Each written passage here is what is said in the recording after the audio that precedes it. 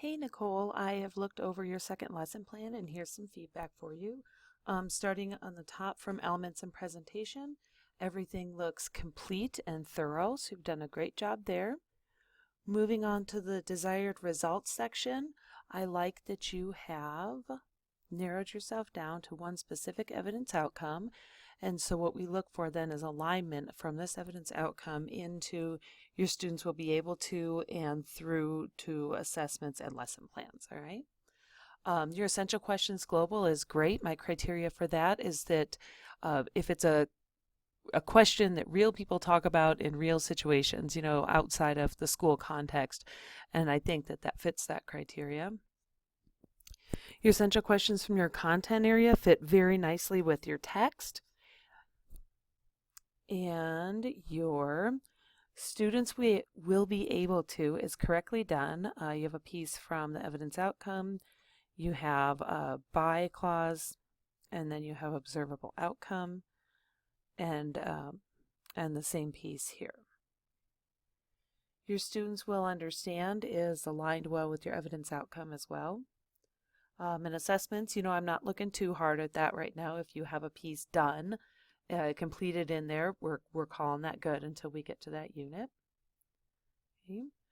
For your learning activity, I like the hook that you have. You started with the real world piece from the students so that everyone can have an opportunity to answer a question correctly and engage their prior background knowledge and bring themselves into the classroom.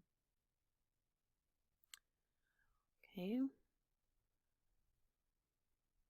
All right. So you're doing a check for understanding on their homework here and here, and those are both accurate.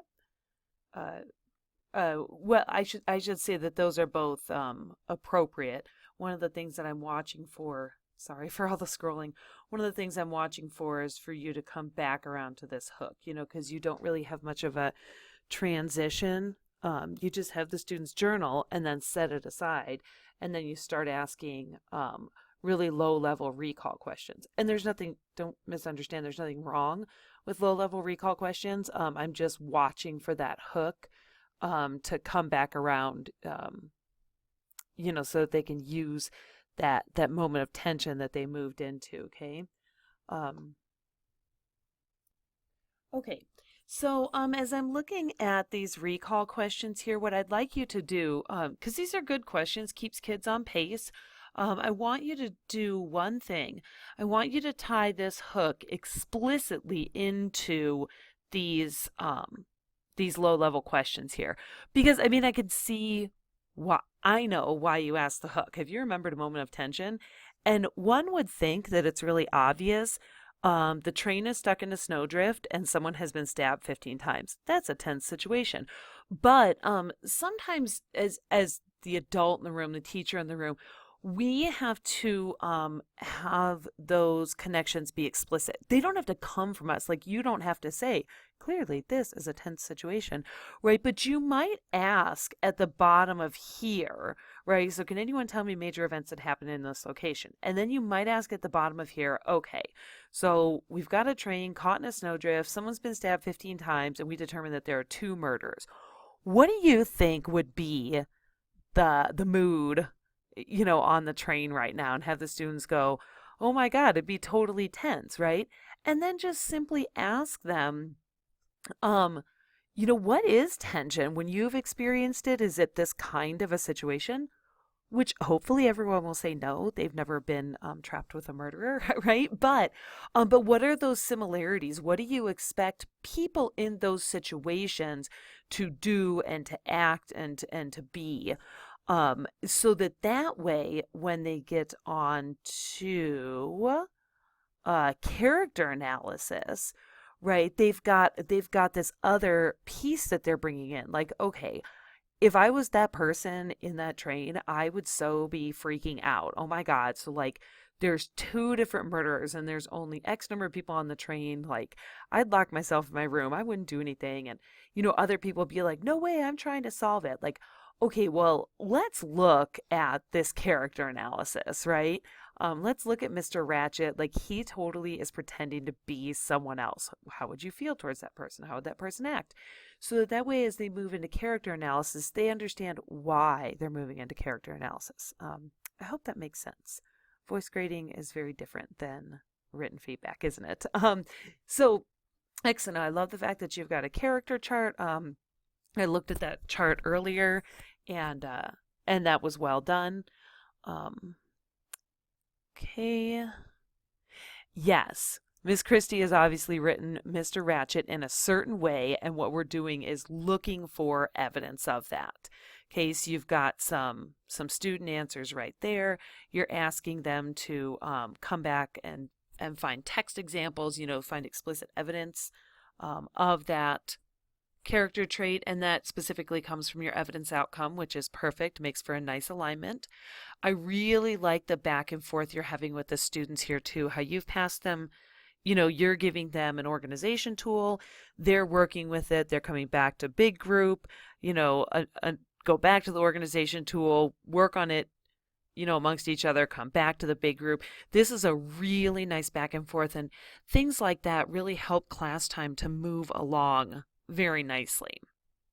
Okay, so in the second section here, right, so here, look at how you tie that in explicitly, right? So, the presentation of Mr. Ratchet is intentional. She's hoping we'll see him in a negative light.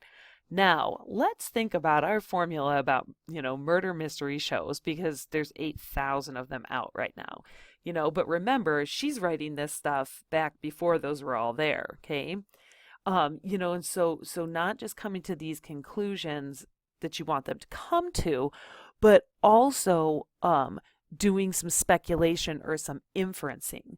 So again, let's go way back up to your evidence outcome, okay? Analyze how an author's choices concerning text structure or order of events create effects such as tension, right? So you're basically having them find all these puzzle pieces, right? What's the mood? It's tension. Okay, how did she create that mood? Because this happened and this happened. Okay, great. So you can create it through events, right? How else did she create tension? Well, she had parallel plot going on, and she had, this character who was this particular way, and that creates tension. Okay, great. So there are a couple things an author can do to create tension. The events in and of themselves, right? There's not much tension when someone's like, skipping through the field of tulips or whatever, but there is a lot of tension with the murder. Also with murder mystery and tension, you have to have certain kinds of characters, right? If everyone is good and wholesome and tells the truth about everything, that doesn't create tension. You got to have someone like this character. So that way they're seeing how all these pieces come together. All these author's choices pieces are coming together. Okay, so I hope that makes sense. Everything else in here looks great. I love your back and forth rhythm. I love, that you're helping them find all these puzzle pieces. Really great checks for understanding, and a good closure on there, right? Your first impressions worksheet, and asking them to come around to that big question. Okay, so nicely done.